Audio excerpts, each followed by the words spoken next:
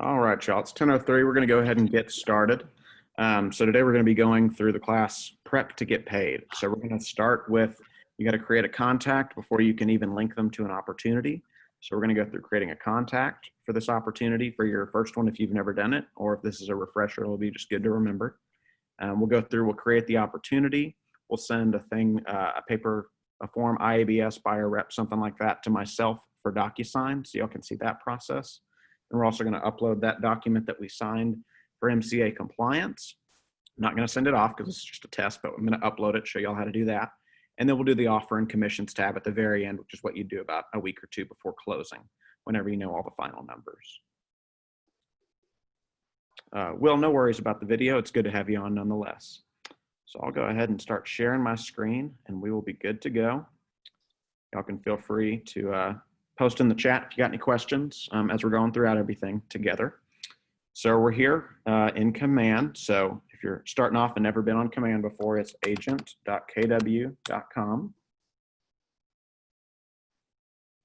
All right, perfect. And we're going to be going first because we need to create a contact before starting an opportunity. We're going to go in and create our contact for this. I'm going to minimize my little zoom right here. So over here on the right side of the page, you see this tealish blue color. That's kind of the color of action buttons in Command. So if you see that color, it's probably something to move you forward or backward on a page. So we're going to click Add Contact, and I'll name this contact Testy McTest. Add in one of our new attendees real quick. Perfect.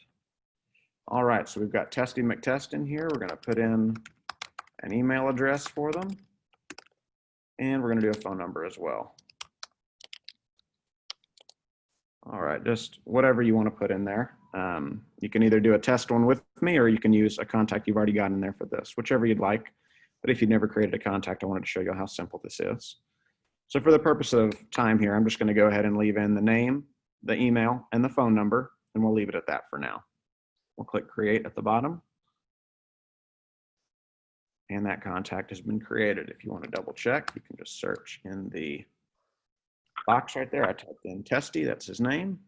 Perfect. There's phone number, email, and name, all saved in there. So now that we've got our contact created, we're going to jump into opportunities and create our opportunity. If this was a buyer, I would name the opportunity, the client's name - buyer. If it's a listing, probably the listing address is going to be the easiest thing for you. It's a lead or a lease rather, a tenant or a landlord, just kind of use the same buyer seller reference points there for naming the opportunity. Your opportunities icon is the handshakes over here on the left side of the page. Okay.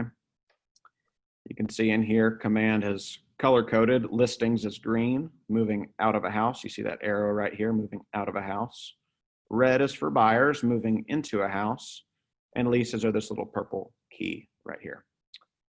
So we're going to, let me switch over because I switched market centers, so it thinks I'm over in the other one.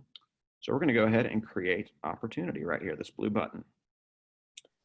Right off the bat, you'll want to decide up here, the second on the left side down, the second one down, the opportunity type. If it's a listing, a buyer, a landlord, you want to be sure and put it in there accordingly, because if you choose the wrong type of opportunity, you cannot go back and change it later. You would have to archive that opportunity and start a new one correctly, because it's going to give you certain folders for MCA compliance in your documents. If I select a listing and it's actually a buyer, there's going to be folders in there for forms that do not correlate. It's a different type of transaction. So for the purpose of this, we'll just make it simple. We'll do a buyer today. So I'm choosing the opportunity type as buyer. For my client right here, I'm typing in Testy for his name, Testy McTest.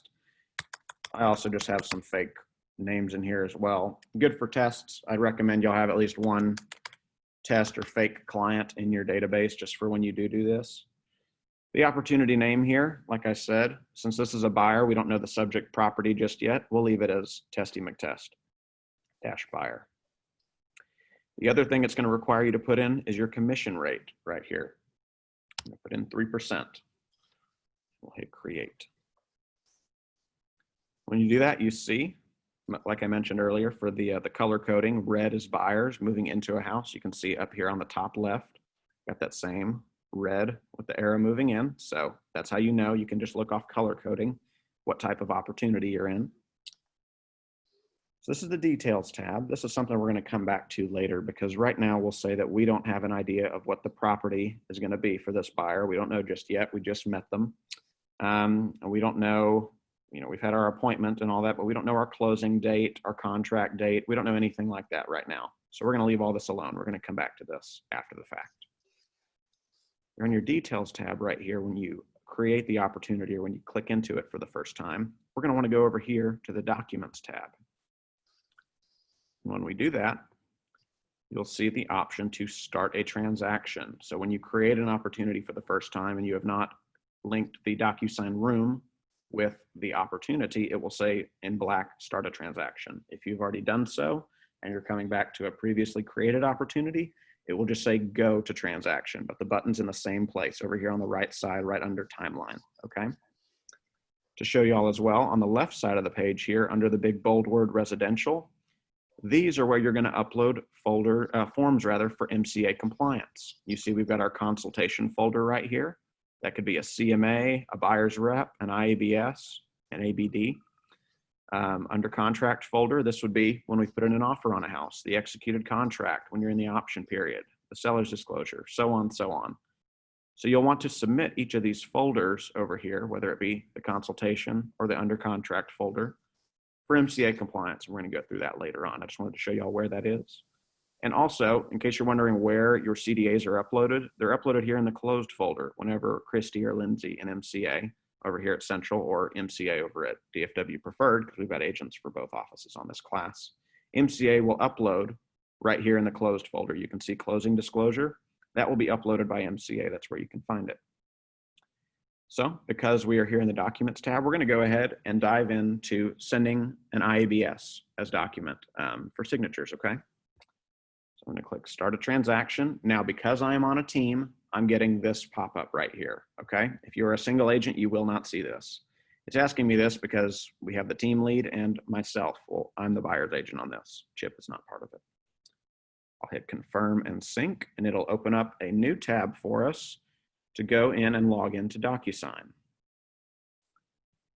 So I had already just done this before the class, but it would prompt you right here in the middle of the screen. It would say, hey, please log into Docusign. So it'll do that for you. Now we are here in Docusign rooms, okay? Now you'll notice some similar jargon, so to speak, lingo. There's also a details tab here in the Docusign room. Remember when we created the opportunity a moment ago? Back here in Command, there's a details tab here, okay? So you want to be clear on which details tab we're talking about. I just wanted to show you all that so there's no confusion. Whenever you first get into the Docusign room, the very first time, you're going to want to go right over to the Details tab. It automatically pulls you to Documents. We're going to go to Details tab. The reason we want to go to the Details tab is any information you fill out on this tab will autofill on your documents. Okay, so that is going to save you time whenever you're writing the offer later on in the process. So we're going to click the big blue Edit button here on the top right of the screen. And now you can see all these boxes open up. We have the ability to edit all these things.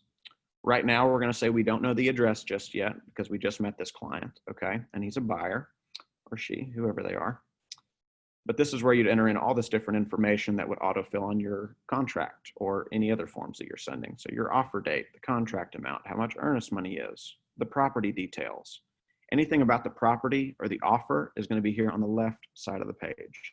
The people associated with this room for forms and paperwork is on the right side. You see we've got seller 1. I don't need that because I'm working with a buyer. So I'm just going to minimize these. I don't need seller 2.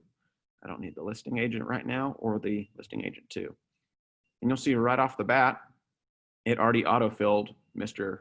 Testy McTest's information right there, which is cool. So you could come in here, you could add in anything else. For the purpose of a buyer's rep, if you knew the client's current address, you could write that in here and it would autofill right where their name goes on the buyer rep. Buyer 2, we're going to say we don't have another buyer right now. And then we also want to come in here and double check that me as the buyer's agent, my info is all correct in there. You can see it auto-filled. I'm an agent over at Coppell at DFW Preferred. but I'm working salary W-4 in both offices. So that's why it autofills there for me. It may autofill Central 75 for you, or it may not. And you could write that in there yourself if needed.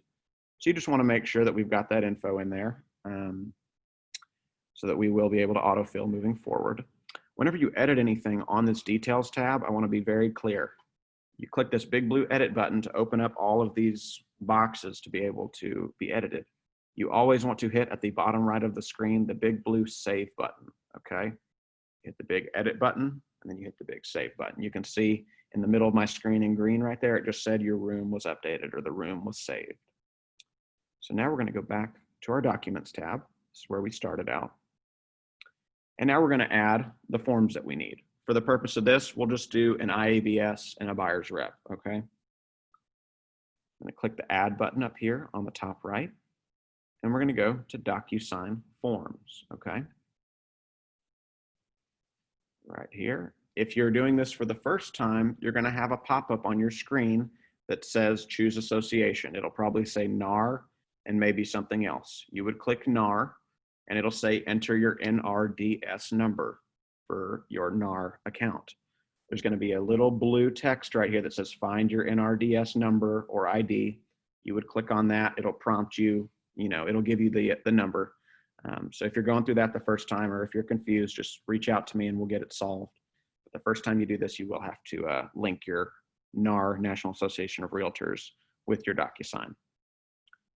Now we can leave this top drop down alone where it says Docusign Forms Library or Forms Group. I leave that alone, and we're just going to go from the library in this case, okay?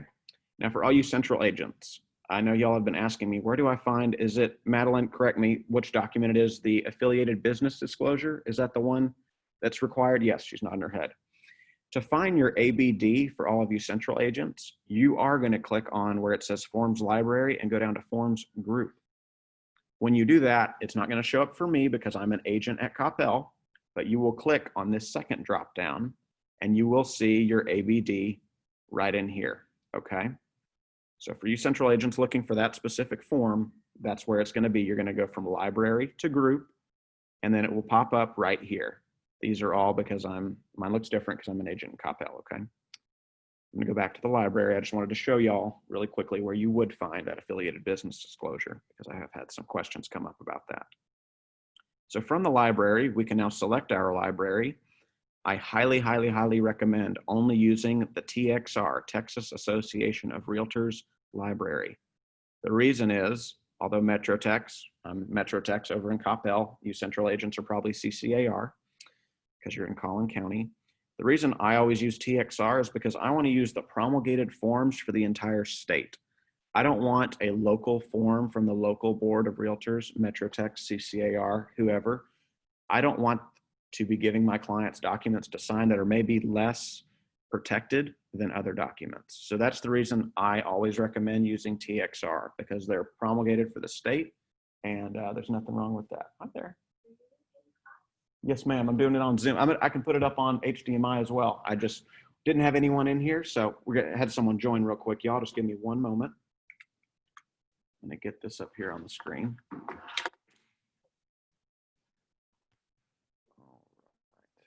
Madeline, can you still hear me? Can you still hear me, Madeline? Can you give me a thumbs up? Okay, she cannot hear me right now.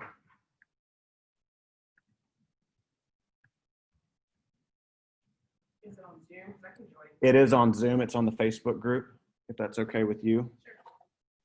Sure. Sorry about that. Y'all had a little pause, had some technical difficulties with an HDMI cable.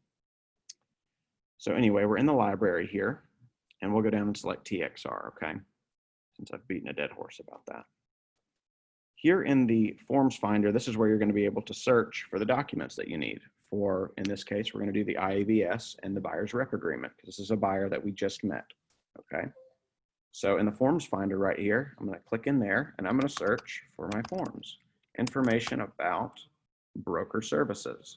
When you see the form you need, you just go to the left of it and click the little circle, and you get that checkbox. You can see at the bottom, we've got one form selected. The more that we add, it updates right there. And you don't need to upload one document at a time. I did have some questions about that. You don't search one and then click add and then do it all over again. We've typed in information and we know that that's selected. Now we can type in buyer tenant representation agreement, okay? We hit that circle and now we've got our two forms selected right there, okay? So there's no need to duplicate your efforts. You can search and grab everything at the same time that you need. We'll click the add button.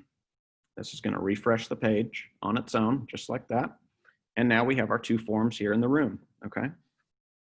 Hey, Clark. Yes, ma'am. I'm not seeing what you're talking about. So we still have the add Docusign forms. Okay, did it, let's see, let me stop my share. It might have, let me restart my share. Thank you. I think in the chat, somebody else just said the same thing. Okay, let me open this, but can you see my screen Yes, now with Docusign? yes. Okay, it's probably because I plugged in an HDMI cable. So let me back up here. I'm gonna go back in and do what I just did. Thank you for bringing that to my attention, Madeline. So whenever we wanna bring in forms to a Docusign room, y'all, we're gonna click the add button on the top right, and we're gonna select Docusign Forms. Once we do that, were you able to see what I was talking about the affiliated business disclosure, Madeline, or was that all paused too? That was paused. As well, okay. Let's see what the chat says real quick. Will says it's good now. Okay, thank you, Will. So to clarify again, for all you central agents, you're gonna see these two drop downs right here. The library is where you can find all of your forms, okay? They're not office specific. They're all the Texas Realtor forms, okay? Now, for you to find the affiliated business disclosure for you central agents, because I know that's a specific form for your office, you would select this top drop down and go from library to group. Now, because I'm an agent at Coppell, I have different form groups in here than you do because it's created by the MCA, it's by office. But you would click select group and you would see your affiliated business disclosure right there, okay? I've had some questions about where to find that. So I hope that clears that up for you and you can reach out to me if you need to hop on a Zoom and we walk through it together, okay? I just don't have the same view that you do because I'm in a different office. So that's where you'd find that ABD, that one form. And we're gonna go back to library now, okay? Now I'm not gonna be able to pull in the two documents because I already did, but I'll show you what you need to do. Right here on the library, again, always select Texas Association of Realtors. Do not select CCAR or MTAR.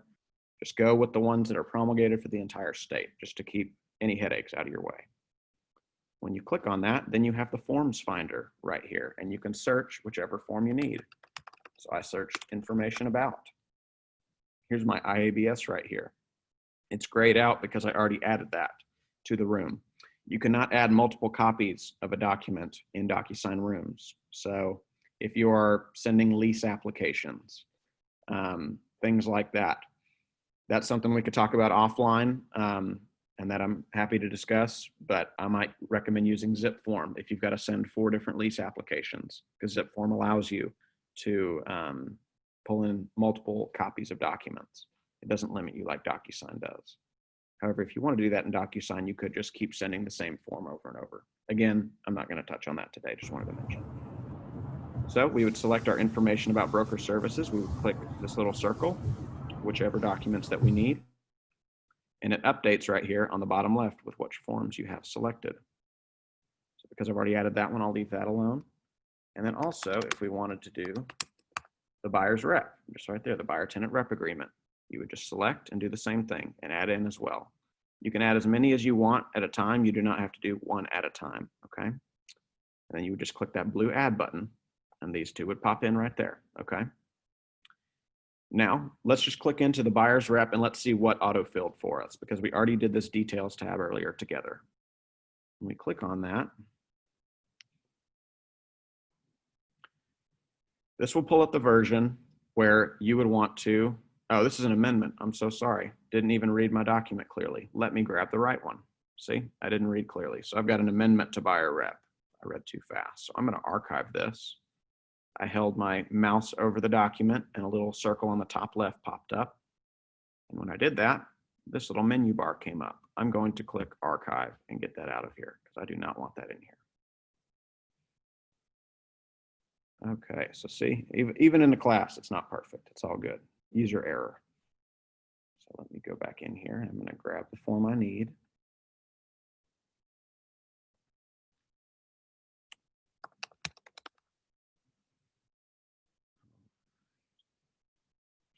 Commercial. Residential buyer tenant rep agreement. That's what I needed to grab. So let me go ahead and select that. Our page will auto refresh once we've added a new form anytime we do that. Okay. And now we can click in on this buyer tenant rep and let's see what auto-filled for us since we already did that document or that details tab rather beforehand. So right off the bat, we've got Mr. Testy McTest's name in there. We didn't include his address in the details, so that didn't show up. But we've already got my info as the company on the buyer's agent. So that brought in all of my info right there. All right. It's got Testy McTest and KW Coppell as the parties in this transaction or under this representation agreement. So you can always come in here and double check to make sure that some of your things did auto-populate. And now in here so let me hit the X button. When we're here in the Documents tab, this is where you would edit anything about the form that is just informational, things that the client will not need to type in themselves, okay? It's much easier to edit the document and add things in here than it is when we're in the envelope here in a minute to send off for signatures. It's much more difficult because you have to drag all your text boxes individually, and that's much more cumbersome than just clicking in here where they're already pre-filled and placed where they need to be. So let's say for his address, I needed to add that in, 123 Main Street, anywhere, TX,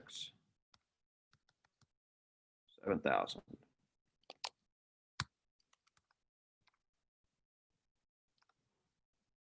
All right. And whenever you update something on the form, see how you hover over it and in yellow it says room.details buyer1.name. The reason it says that is Docusign, the rooms where we're in, Docusign rooms right now, it knows and it talks to the details tab. When you update something here, watch, I'll hit save and close. So remember, I just added in his phone number and address. I'm going to hit save. Anytime you edit anything on the document right here, it will also send that here to your details tab as well. See, it gave him a home phone of 1-2-3-4-5-6-7-8-9 and updated our Main Street, Anywhere, Texas as well.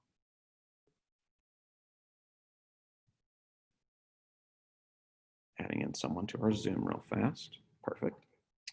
So just a cool little feature. It does communicate back and forth, so you don't have to go and duplicate your effort. So let's say I had filled everything out in here correctly and I was happy with all of it. I just muted you just so there wouldn't be a backward effect. So we're not having anything going on. So let's just say for the purpose of time, we had already taken the opportunity to fill out all of this information on both of our documents and it was fully completed and we were ready to go ahead and send it off for signature. So the only thing the client needs to do is initial, sign, date signed, easy peasy things that they can do on their end, okay? Again, to select any document to send it off for signatures, you need to hover over the document and you'll see on the left top that there's going to be a little circle that pops up and you're going to select that with the blue check. When you do that, you'll see right here under the word history, this multi-option bar pops up. I'm going to unclick it to show you the difference. See, it does not appear unless you have selected a document. We're going to select both of these documents because we're going to send both for signatures right now, okay? You have an option to copy, move them, email them to, if you have your signed copies, you can email straight from Docusign Rooms to the other party. You can combine documents. Docusign is what we're going to do. You can also download, archive, and unarchive anything. But we're going to focus on our pen icon. This is our favorite button right here, the Docusign pen icon. Now, when we do this, to make it an analogy and to explain a little simply, there's the Docusign Documents tab where we just were, and now we're in what's called an envelope. So let me back up real quick to show you. We're in the Documents tab right now, and we're going to put these two documents into an envelope. To give you a mailroom analogy, we've walked into the physical Docusign room. We grabbed our two forms, being the IABS and the buyer's rep. We are now putting them in an envelope, and we're going to address that envelope to the recipient, the client, which is going to be me in this case, for email purposes. And then we're going to send it in the mail, send it off for signatures, okay? So again, we'll hover and click our pen icon for DocuSign. Just for organization's sake, I always name the envelope. I'll do please DocuSign. Oh, one sec, we've got to chat real quick. I was originally taught to go into envelopes and add. Yes, this is just a different way of doing it, Madeline. So what Madeline is asking is, what I was showing you was to hover. Oh, hang on. DocuSign's angry with me. I'm telling it to do too many things. One moment. We'll let it think for a sec. Okay, so Madeline's question is, can I just go to envelopes and click new? Yes, you certainly can, to answer your question. The only extra step you would need to do with that, Madeline, is just click Room Docs and then select your 2 documents and hit Add Selected, okay? That's just the other way of doing it. Doesn't matter which way you do it, as long as your 2 documents or however many you need to send for signatures do appear there. Thank you for asking that. So now here at the top of the screen for the envelope name, you may have a bunch of different envelopes that you've sent to a particular client as they're signing different paperwork and going throughout the process. So I always recommend doing please DocuSign dash and whatever forms you're sending them. So for this, it's going to be IABS and buyer rep. I always like to name those because when I show you what the envelope list view looks like with all your outgoing envelopes, it gets confusing and it's going to save you some time if you just do that. One thing I also do, because we're going to have a little email at the very bottom of the screen in a moment, I always select all of this and copy it. The reason I do that is down here on the email subject, I will highlight that and I will paste this. I just like, just for my own organization, making the envelope name and the subject of this email when they receive it the exact same thing. And in the message, I like to just put, let me know if you have any questions. That's just my typical, you've probably communicated with the clients at this point, either by text or phone call or in another form, letting them know, hey, I'm about to send you some paperwork. So they're going to know that this is coming to their inbox, and you probably don't need to break it down and explain it in here in the email message unless you just didn't do that yet and they don't know what they're getting sent. Be good to explain it if you haven't down here in the email message, okay? So now we've added our envelope name and we've skipped ahead to the subject and the email message. Now, just like putting something in the physical mail with the post office, we got to write an address on it. Who's the receiver of this? So we're going to add recipient. And because these are forms that we pulled from DocuSign, we're going to select pre-tagged roles. If you do not have the option to do so, then room participants will work. The reason we want to select pre-tagged roles if we have the option is because it will automatically put our initial, our signature, and our date sign boxes where they need to go, because a living form, a DocuSign form, if it was in zip forms, it would be the same thing. That document knows where to put certain things. If you upload a flat PDF and then try to send for signatures, you're not even going to have the option for pre-tagged roles because it's going to know that that is not a living document, so to speak. It doesn't know where to put the form or the fields that the client needs to do. So we'll select pre-tagged roles for the simplicity of it. And now we get this little add pre-tagged roles box that pops up. Well, we know we've only got one buyer on this one, so we're going to select buyer 1, and we're going to change the recipient or add them to Mr. Testy McTest right here. See, he's the recipient. Also, we don't know the seller yet, and we don't have a buyer 2. And it'll also tell you what document this is regarding, okay? So you can see here, this is for the buyer rep. All of these are for the IABS. We'll click buyer agent and make sure that I am selected right there. So the only 2 people for this current document is the buyer and myself as the agent.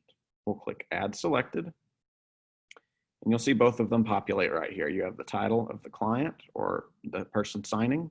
You have their name and their email address. The reason those have auto-populated is because we took the time to do the details tab at first, okay? If you do not, you will have to type all of that in yourself. It's not that it's cumbersome, it's just saving me time now at this point. It helps me run smoothly.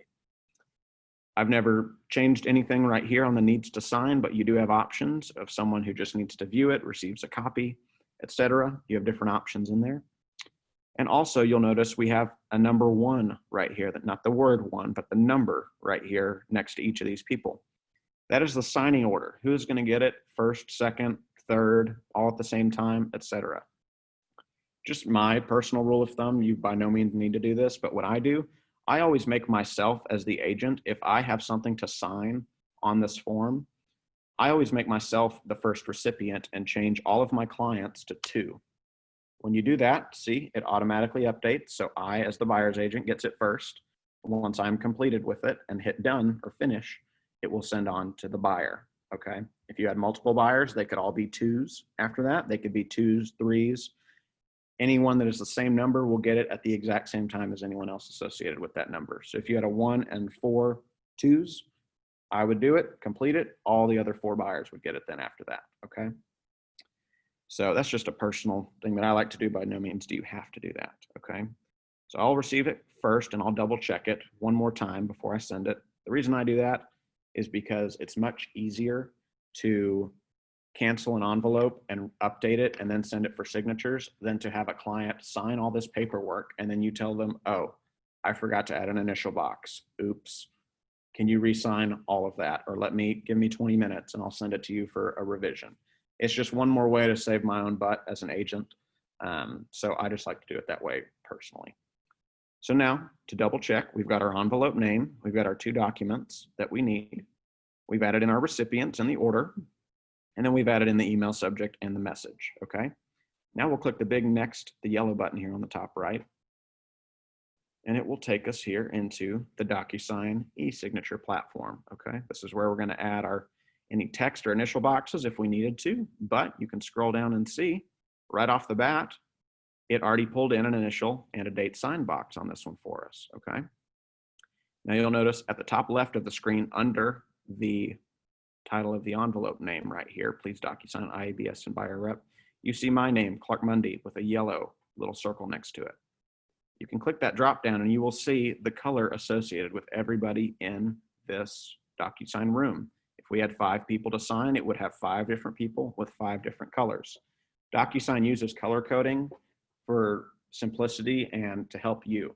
So you'll notice here, when Clark is selected, everything here is yellow, okay? If I select Testy, it all goes blue. So the color coding is how you will know who is assigned to what. If for some reason you forgot that, you can click on any of the boxes. So for this case, initial. And over here on the right side of the screen, it will tell you who the recipient is. If you needed to change that, you could change it to Clark and that becomes yellow, okay? So even if you added into the wrong recipient, you can very easily change that. I don't really mess with the formatting or anything under that other than right here. You could also make something from being required to unrequired, okay? And you can see the color goes from what the color was for the client, being blue in this case, to white, okay? Shouldn't need to do that much, but there may be a time or two where you do. So right off the bat, I notice, okay, our initial box is good. We're pretending that all this is filled out correctly, but our date sign did pop up kind of high. So I'm gonna just move that down a little bit. One thing to also note about date signed is this will add the date and the time all the way to the signature. So like 10, 22, and 13 seconds in addition to the date and also I think the time zone. It may say CST or EDT or whatever the time zone is. I bring that up because these date sign boxes can get quite lengthy. So if you have someone on the left side of the page, like here on the buyer's rep, I'll scroll down. If you have something here where someone is signing on the left side of the page and there's a date signed, the way it is placed right now, I'm just telling you from experience, this date signed will end up encroaching and covering up part of the client's signature. Okay, that will happen. There's not a way to shorten it. I have not been able to find a different way for the date sign box of making it smaller. I don't have an answer for that at this time. But what I would do, just for your little pro tip here, is now I know that Clark Mundy, 10 letters total, is not going to be massive right here. And I can resize this if it needs to be smaller or bigger. Okay, so you have some options here. You can see how big that is. So you have options here on the sizing if you need it. So for me, I'm going to pull this over a little bit because I don't want that to cover up the client name. I don't want that to cause any issues, maybe for MCA compliance, anything like that. I don't want there to be any issues if it's avoidable, okay?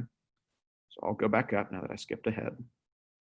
So we fixed our initial box and our date signed. As the agent, there's nothing for me to fill out on this page. All right, so nothing for me to fill out. So let's go and look in the buyer's rep. Oh, see, there's our address and our phone number that we had added in there. We can scroll down. You can see over here on the right side of the page as well, there will be a little colored tab on each document page telling you, based on the color, who has something to sign on that page as it's currently put on. On the IABS, we only had buyer 1 signing it, so it's only blue, no yellow right there, okay? If we go on over to, a moment, just muting someone. If we go down here to the buyer rep, you'll see on page 1, it's yellow and blue. And we can see right here, it's got one for Clark and one for Mr. Buyer, the Testy McTest. So you can see also on the right side of the page and scroll through those to know who off the bat has something to do on this page, okay? We'll go ahead and scroll through here. Again, we're pretending that this is all filled out just for the sake of time, since we're doing a lot of different things, A to Z here. So we've got our initials still here. That's great. Put it in the right spot. Perfect. We're good on that page. Still good. And then you can see right here, oh, I needed to add the license number. That's something that I missed. So that's something I would need to add. Say I did need to do that right now. I could just add in a text box, click, and then click again. Or you can click and drag if you prefer to do that. You have 2 options on bringing it over. And I could add in the license number right here. You can edit a box by either double clicking with your left mouse and see it goes white like that instead of yellow, or you can just select it and on the right side of the page, click add text. That's a little easier. See, it updates automatically as I do that, okay? So pretty easy to add boxes in if you missed a thing or two, but see how this could be really cumbersome if you needed to add a text box for every single thing that you missed on here. So let's say you got this blank, you're dropping a text box here and here and here and here. That means that there are 16 boxes, 18 if you count these, that you would have to drop in. That's a lot of extra work. So I recommend editing back on the Documents tab where we talked about earlier. So if we looked through this and we had all of our boxes in the right spot, it's all assigned to the correct people. Testy is blue. You can double check that. Okay, blue and yellow, perfect. We've got everybody in here as they need to be. We would go on ahead and hit send right here.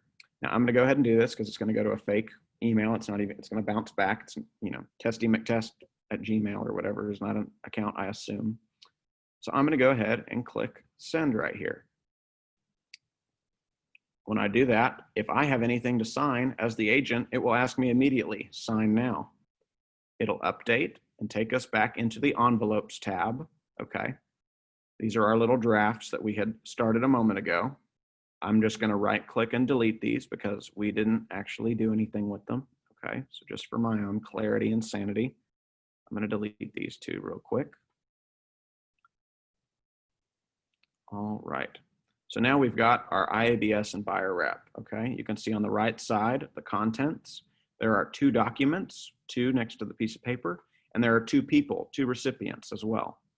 Also has the date created, all that type of stuff. If I need to sign something, I'll click on it and see as the recipients, I'm number 1. I am current. The buyer is waiting. The buyer has not even received an email yet because I have not done what I need to do as the agent because I made myself the first signer.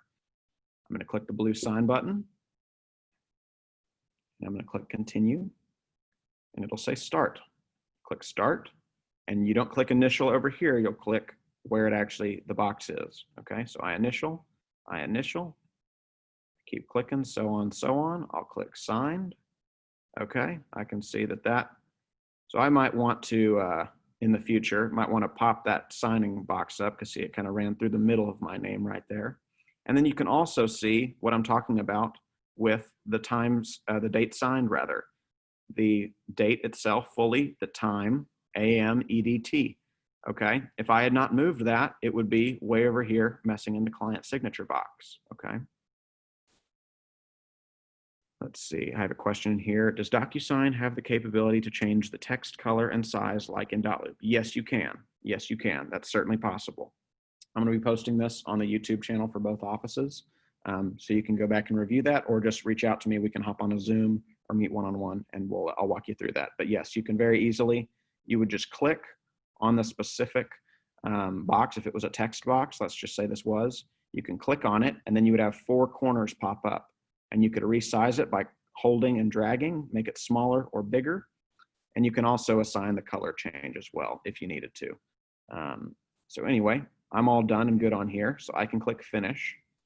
And when I do that, I'll show you the envelope is going to update. It's going to realize, hey, Clark has done what he needs to do. See, I successfully signed my envelope. Go me. I'll click back on the envelope and let's see where we're at. Okay, Clark has completed, signed, that date and time down to the second. That's great. Now, this is the current. It's in Testy McTest's Gmail, okay? If someone has a real account, they're gonna be very confused that they received this. So this is what it would look like on your end, okay? If you needed to correct something, you could. Click the correct button. You can't change the documents, but if we needed to, say we accidentally added this buyer and we didn't need them in there. Oops, I messed up. I'm going to delete this recipient, delete their fields, and click send. It would then let us restart the process. I'm doing this right now for the sake of just having the document corrected. So I'm going to hit save and close, open it back up. All right, I have signed it. It is completed, okay? And I just got an email on my watch as well that said Docusign via Docusign completed. So you will receive an email from Docusign with the completed PDF if you ever need to have it in there. And also, really cool feature, so we're in envelopes right now, we're gonna go to Documents. When we do that, you can see right here, it created a duplicate and made a signed copy for us. We know it's signed because it's got the green checkbox with the signed on it, okay? It did the same for the buyer rep. So it will duplicate the form that you create and edit. And then once it's all completed and sent for signatures and everyone's done what they need to, it will pop up right in here. On this one, we can click and see. I want to go make sure that my initial boxes are in there perfectly. So all my initials are in there and see Testy's in there, but I deleted them from the signatures, but there's my signature right there and my date signed as well. So we're going to act like that's all we needed to do and we're happy with that. You'll also, for each envelope you send, you will get a certification PDF that creates as well. This would really only need to be used probably in court, to be completely honest. It tells you the record tracking, it tells you when an envelope was created, it tells you everything that you would need to know about it. You really will not need these unless you had to show proof of something to somebody, okay? So to touch back on real quick, because I did mention earlier, say you had like a lease application that you were sending to clients for signatures. Like I said, Docusign doesn't allow you to add in 7 or 3 or even more than just one of the same form. So let's say that this IABS or this buyer's rep was the lease application that we needed to send. We grabbed this lease application, we already sent it for signatures to our first applicant, and then we got the signed copy in here.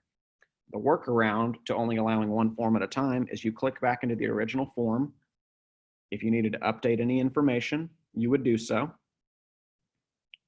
So say you had to scroll down, edit some info in there, change it from who the first applicant was to maybe the info of the second applicant. You could come in here, change all of that, hit save and close. And then just like we sent for Docusign a moment ago, you would go through the exact same process. You would just select that document, which has now got applicant number 2's info on it, so to speak. And you would just click Docusign and go on from there. This would then create another signed duplicate copy in here. So you could technically have both applications completed in the same room. It would just take you sending it at 2 different times versus doing them all at once. If that's confusing, connect with me offline and we'll touch base about it, okay? So we've got our signed copies in here, good to go. We have gotten our paperwork signed. Now let's say this is all the paperwork we needed and we're gonna go ahead and be proactive and upload this for MCA compliance, okay? So we're gonna jump back here on the top of the screen. We're gonna go back to command. We're gonna be done in Docusign for a minute, okay? So back here in command, I'm just gonna do a refresh because we did do a lot of things over there in rooms. So I wanna make sure we don't lose any extra work that we start. Okay, so now if you remember when I'm gonna go back into opportunities, I'll start over just for clarity. So we're not gonna create an opportunity because we already did that. I prefer the list view of the all opportunities button here at the top of the screen. So I'm gonna click all opportunities. You can see your whole list of them. I've got clearly a lot of testers going on, but our Testy McTest was a buyer today, so I know that it's this one. We get pulled here into the details tab. We're gonna act like right now we don't know a property for this, okay? We just got our IABS and buyer rep signed and that's all we know. We'll go over to documents. And we're going to select, you can see it's already selected, the consultation folder right here in Documents. I can go right here to Buyer Rep. Here's the cool thing about Docusign Rooms is you can click Add a File. You can go, instead of manually, if it was manual, you'd be uploading from your desktop, from your hard drive, or your downloads, wherever you got that PDF, or you can just click Docusign. And when you do that, it's connected to our room because we did start a transaction initially. So you can see right here, it'll tell you, oh, there's the IABS-signed. There's the buyer rep-signed. If I were you, I would recommend renaming these documents because they look very similar except for a dash signed there. So if it were me, I'm just going to go ahead and take the liberty to do this. I'm going to click on our copy right here, okay? I'm just going to click into the document because I want to rename this real quick. See, we pull up the same form whenever we wrote in our info at first. I'm going to click Document Actions up here on the top right. It's a piece of paper with the little right top corner folded over.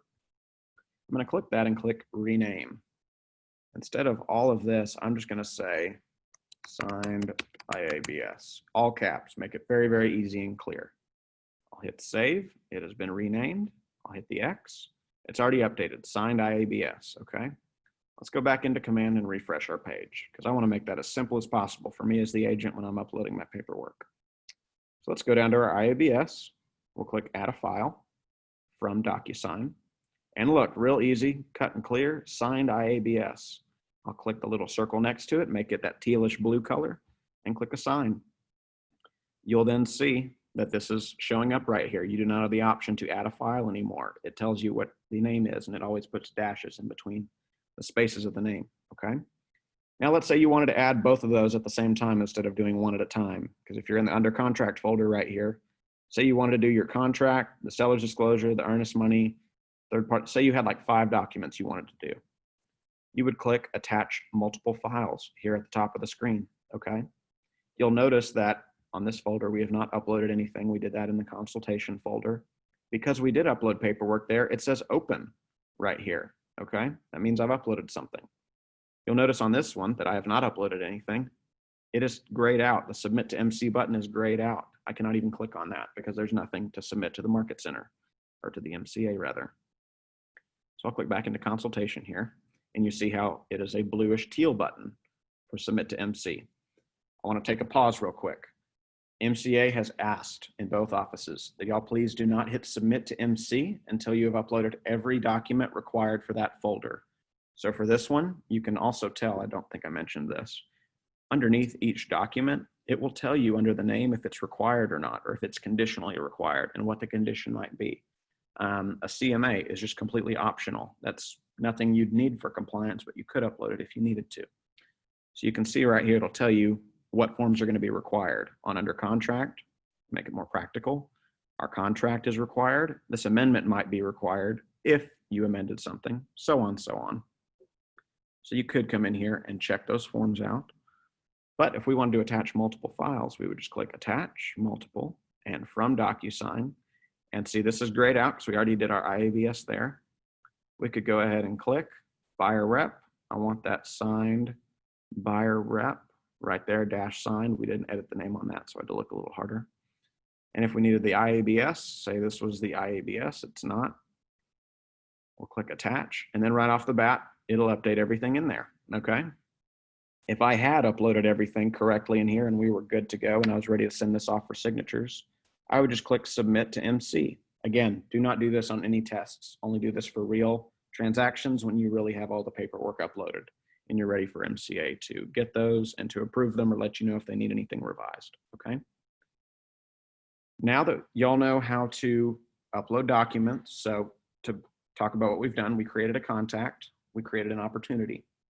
We went ahead and added details to the Docusign room so that our process was a little more streamlined. And then we sent documents for signatures. We have now, the last thing we just did, number 5, was we uploaded documents to MCA compliance, okay? So now you'll know how to do that. Now let's act like we're now fast forwarding and we are a week before closing. It is time to get our offer and our commissions tabs submitted so that we can get paid on time. The offer and commissions tab, it's a 2-part process. These are what gets you paid, okay? This is like the green sheet. If you ever used green sheets, if you're a brand new agent, you don't know what that means, just ignore it. However, if you do know what a green sheet is, offer and commissions is the two-step process that is now a green sheet, okay? Now I'm gonna back up for a sec, okay? Remember how there's the details tab here in the opportunity? We're gonna go in there and we're gonna go ahead and put in our info, because by this point, we're gonna say that we've already put in a contract, we're a week out from closing. You know, we've already run through repair negotiations. Everything is good to go. We got clear to close from the lender. Title's looking good. Everything's great. I'm going to come in here and add some more info to the details tab now that we would know it, quote unquote, at this point in the process. You can click the pencil icon above each of these, see general information, property. You can click the pencil icon to edit these things, okay? You'd want to come in here. Our country is the US. We're going to go ahead and put in 123 Main Street because we got one of those in Louisville. West Main Street, look at that. We're going to say that this is the target property for this buyer, okay? We'll go ahead and hit save. See, updates very easily, just like that. Let's go to general information real quick and hit the pencil on there. So, no co-buyer, it's the single buyer on this one. Time frame, so we'll go ahead and put in a close date. Let's say it's going to be closing on Tuesday of next week. The appointment scheduled date, let's say that we had it on the 16th, or the day it was scheduled. The appointment itself was on the 18th, so to speak. We won our agreement on the 18th, go us. And we went under contract on the 24th, 6 days later.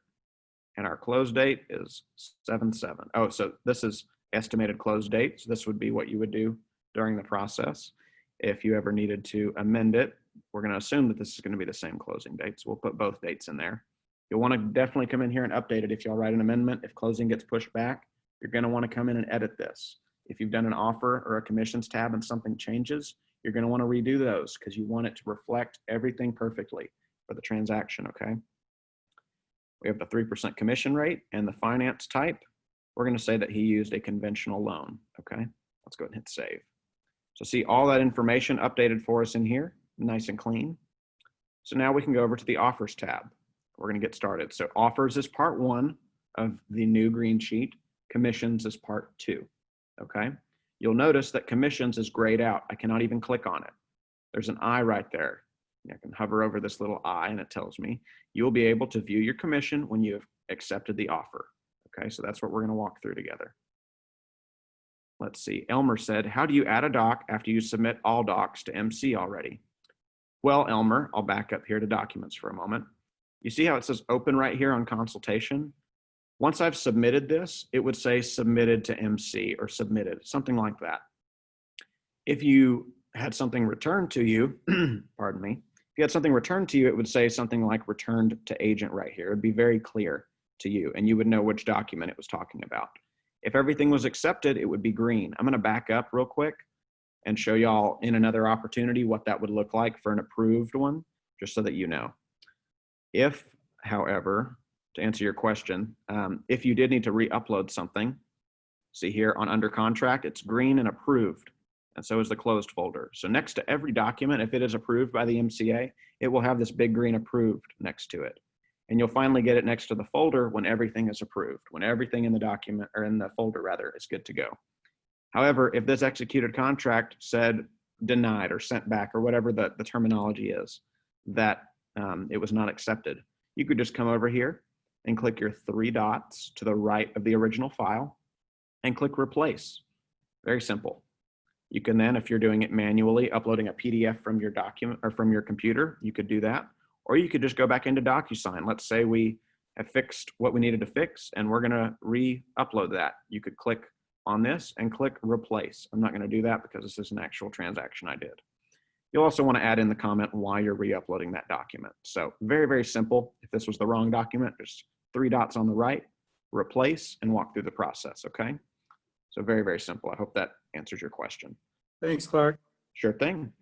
I'm going to back up into our opportunity again real quick, so I'm jumping around a little bit. So you'll see, just to clarify, our opportunity went to the top because we added in all this new info. We added in the address, we added in the close date, so you can see it went up here to the top of the screen. So let's go back into offers here, okay? To add an offer, very easy and clear, the big blue add an offer button. Calling an initial offer is just fine. On the listing side of things, if you wanted to, you could add in all the offers you received from buyers. Say you received 3 offers, you could add in each offer, and I'll show you once we create it. It would give you a really cool kind of breakdown that you could screenshot and send to your sellers. I've always just done Excel if I'm comparing, if I want them to have a visual of the comparison, doing an Excel sheet or something like that. But you could do it this way if you wanted. So if you were doing multiple offers, you would want to name them correctly. For this one, I'm just going to leave it as initial offer though, because this is a buyer, nothing else we need to worry about. I'll hit create offer, and you can see here, there's our name for it. We called it initial offer. And then at the top of the screen, you can see the 4 things we're going to be going through: the details, the parties, the terms of the deal, and the agent analysis, which really doesn't have much use at this moment. You can see the offer details. You could change the name right here if you needed to. What date did we put in the offer? We did that on the details tab earlier. We put in the offer date, and here's our close date.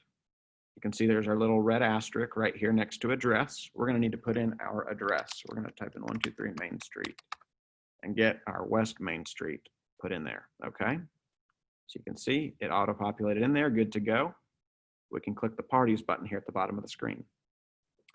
Now you can see at the top, we were on details, now we are on step 2 of parties. Now, at this point in the process, you're a week out from closing. You know the other side of the deal, okay? I know for our analogy here, our test, we did not know the seller and all that, but we would have that at this point. We could say Mr. Testy McTest was pre-approved, go him. And it's got my info in there. I'm gonna add my phone number as well. All right, we're gonna add our seller of John Smith.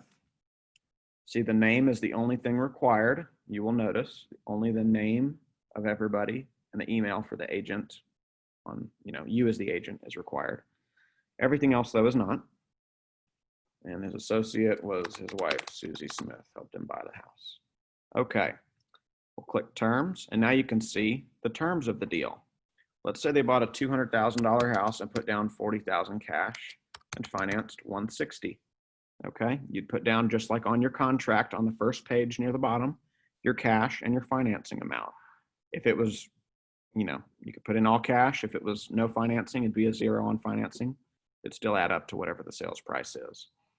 For your earnest amount, let's say it was a true 1%, you could just type in 1, it'll be $2,000. However, if y'all did something, say you're in a multiple offer situation and you put up 3 for some reason, it'll update that percentage for you. It'll go over 1 decimal point. So you can see that's a 1.5% earnest amount off of the sales price. The option fee, we'll say it was $100 for a 7-day option period, not 70, 7-day option period. We'll say the seller is going to contribute $600. They're so sweet. And that for the settlement costs for 12A1B, let's say that we had gone through repair negotiations, and my personal favorite, we didn't do any repairs. We agreed to a financial concession, and that way we can close super easy and clear, and the buyers get to decide who does the work. Let's say we had negotiated out that they're going to give $1,000 credit for certain repairs towards closing costs for the buyers. Thank you, Mr. and Mrs. Seller. So now we can click Agent Analysis. Hang on, I got my Zoom bar popped up. 1 sec. Let me let it go away. Go away. All right, we'll go on into Agent Analysis. Right now, this, just being honest, I don't know of a really big use for this page. All you have to do is save. You do not have to write anything in here. If you really want to share your experience, you can. I don't know where this data goes at this moment. So you can really just worry about the details, the parties, and the terms, and we'll hit save. New offer has been created in green, top of the screen. Our offers is now a 1. And this is what I was talking about, the cool little visual that you could screenshot and share with your sellers if you wanted to. You could have, your other offers. If you added more, you could have different ones in there, okay? The buyer was pre-approved. We can see the offer, the cash, finance, earnest, option, close date, the option termination. Now the reject button would only be if you're, if you put in multiple offers here and then the client said, nope, I'm choosing number 1, you can reject number 2 and 3. Okay. For this commissions tab to pop up again, you have to accept the offer, okay? You can't just create it and then click up here. So let's say everything was correct, we were good to go, we hit accept offer. Offer has been updated. Now we have a commissions tab, okay? If you accidentally accepted the wrong offer, or you need to go back and change something so that you can edit the offer and then update the commissions. Let's say your closing date changed. Let's say they contributed more to paragraph 12A1B. Something changed, okay? You would hover over the change response button, click it. Changing the response will clear out any dates for estimated closing date or closing date in the opportunity details. Are you sure? Yes, I am sure. I need to go ahead and edit something here. We could click the three dots to the right and edit offer and do whatever we need to do, okay? I'm gonna accept it so we can move forward because I know we're right up here a little past 11, so I'll be quick on this last part. This one's just really cool. We'll click on commissions now that it's opened up, and we can see our general information. So our sales price, commission rate, total commission is going to be that. One total unit, there can't be more than one unit sold. The reason that's there though is, let's say you have a transaction coordinator that you give X amount % of your deal to whenever there's a closing. You would want to edit that. You would add another agent, and then you would put in their info. You would select how much of the unit or dollar amount that they're receiving. Okay, we'll leave it as is just for now. You can see the contract date, the close date. We can scroll down. The gross commission. Here's the net pay to agent. You can see, here's my associate royalty, 360 coming out. And I've got 1,800 coming out for company commission. There's our splits right there. And you can see here are your little graphs based on how much you've paid in and how much you owe for the rest of the year. Now my balance right there is different because I transferred from a different KW office over to Coppell about 2 months ago. So my number right there would have been the 4,500 and the 18,000, but that is not there because I transferred over. So your numbers, you would have percentages here if you've closed anything this year, okay? So you'd see your associate royalty, the rate, the split, the percentages, all of this. You can also add in deductions such as to KW Cares, to KW Kids Can, the Bold Scholarship. You can also add in any deductions that you have. Maybe you're giving a concession to your client. So we could click Edit Agent Payment. It tells us the units. We can calculate the commission if we've changed that. And then you can add an item right here, extra payment options, referrals, bonuses, deductions, and concessions. Click Add an Item and choose the type of item between bonus, concession, deduction, inside or outside referral. So let's say this was a outside referral to someone out in Michigan or wherever. You could type in the referral percentage that they are receiving, which would be, oh, it's not letting me do that right now. Let's see if I select inside referral. Inside referral would be in the office. Let's say I'm giving just a flat, $1,500, we'll say, to this agent. We would type in our agent and select them, okay? That would be an inside referral. So anyway, you can go through here and add in different things if you needed to. I'm just gonna add in a deduction so that you see what I'm talking about. I'm gonna add in a $100 deduction. Let's say we had a sign runner and this was a listing. We had a sign runner for open houses and we pay them at closing. Sign runner for open houses. You type in the payee, which would, let's say it was my made up cousin who I don't have, John Mundy, okay? Not a real person. Put in their address, their phone number, and you'd click add. So just making it simple here. Okay, we've got all the contact info. We hit add, and you can see sign runner for open houses, a $100 deduction. We can click the pencil icon and edit that if we did it incorrectly, but I'm gonna hit save changes. You can now see at the very bottom of the screen, payment has been updated. Down here at the bottom, you will see sign runner for open houses, $100. And at the top over here on the right side, the summary, you can see an entire breakdown of this transaction and where all the money's going. You can see your royalty, company commission. There were no additional deductions. You can also see the pay to the agent, me, and you can also see the other deduction of $100. Okay. I'm not going to do it, but you would hit submit at this point, and that would be submitted over to the MC, and they would be able to make sure everything looks good and get to reviewing that for you. So that is really the entire class that I have for y'all. I just wanted to kind of take it from A to Z all the way through everything. So now that we're finished up, I want to open it up for questions. What questions do we have? I know that was I don't know if you were following along. Do we have any specific questions about everything that we went over today?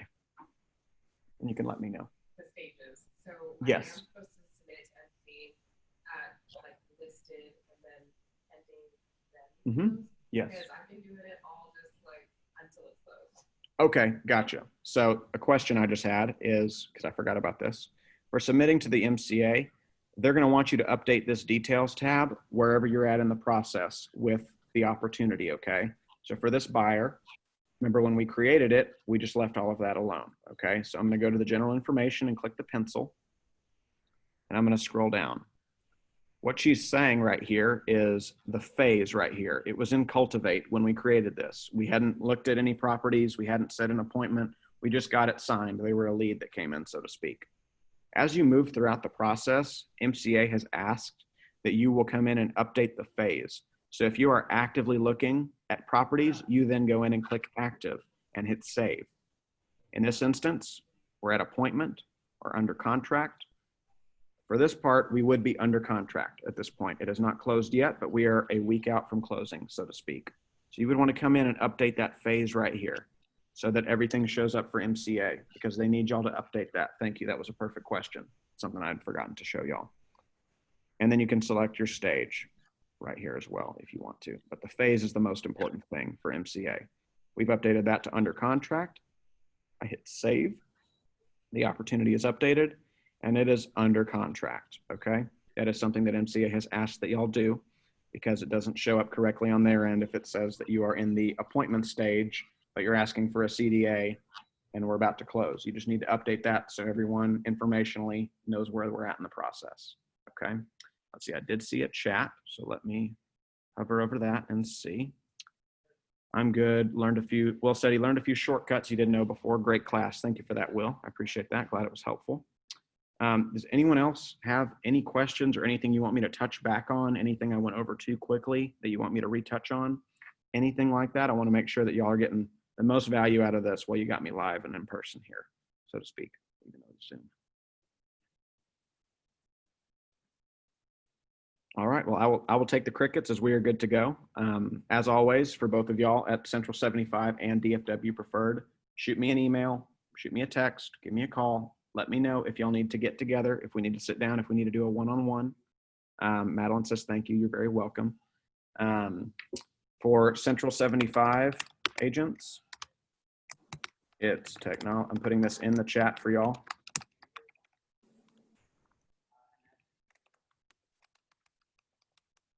Putting in my different emails so that y'all know. So I have a different one just for my sanity. And here is my cell. So if y'all have any questions, please reach out to me. Let me know. Save that in your phone. Again, I am going to be uploading this on the YouTube channel for both offices today. But as always, let me know if y'all have any questions. If you'd like to get some time together, sit down in person, or maybe do a Zoom, I can certainly do that with y'all. I want to make sure that y'all understand everything because we're not trying to just hit y'all with video links, even though it may seem that we've been doing that a lot. Efficiency-wise, with me working in two offices, sometimes that is the easiest thing. But if you really feel that we need to sit down together and go through something, please let me know. Both offices. I want y'all to feel that you are utilizing me as a resource and I'm not just the tech video guy on Zoom sometimes that you call every now and then, okay?